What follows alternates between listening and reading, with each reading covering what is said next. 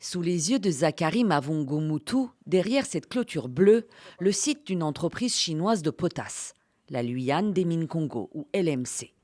Cela fait 1 an qu'elle est installée sur ce terrain où la famille de Zachary vivait depuis plus de 200 ans. Là où vous voyez le camp, là, c'est là où habitaient nos parents.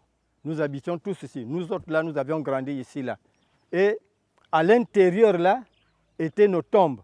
La tombe de notre grand-père qu'on avait profanée.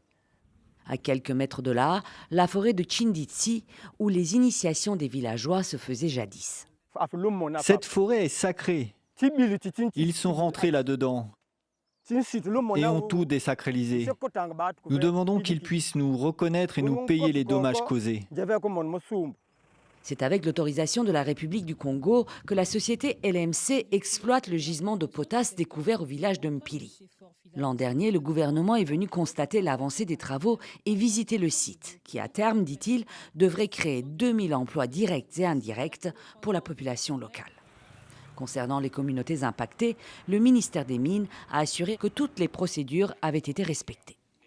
Cette localisation s'est faite avec l'accord des populations, avec la concertation et des chefs du village, les populations elles-mêmes et les autorités locales, ce qui a permis que l'on puisse déloger ces populations pour les réinstaller dans un autre site qui a été bâti.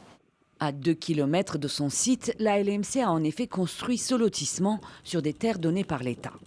Sur les 500 habitants impactés, certains ont reçu de l'argent en guise de dédommagement et ont été installés ici dans ces maisons en préfabriqué. Mais une trentaine de familles, des propriétaires terriens comme Zachary, n'ont reçu ni maison ni compensation.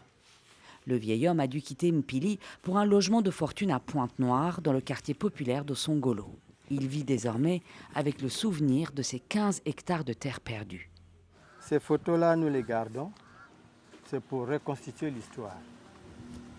Quand vous êtes arrivé en Mpili, vous n'avez plus trouvé cette position.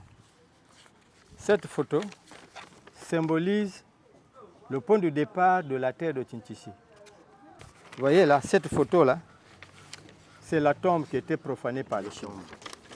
Les représentants de la société civile dénoncent, eux, un rapport de force défavorable à la petite communauté locale, contrainte d'accepter des expropriations qui la lèsent économiquement. Il faut une indemnisation préalable et juste. La Constitution est claire là-dessus. L'État arrive comme puissance publique et décide d'exproprier des propriétaires terriens, mais en ne tenant pas compte de sa propre législation. Pour le ministère des Mines, ces questions de terre et d'indemnisation relèvent du foncier. Contacté par nos soins, le ministère des Affaires foncières n'a pas souhaité nous répondre.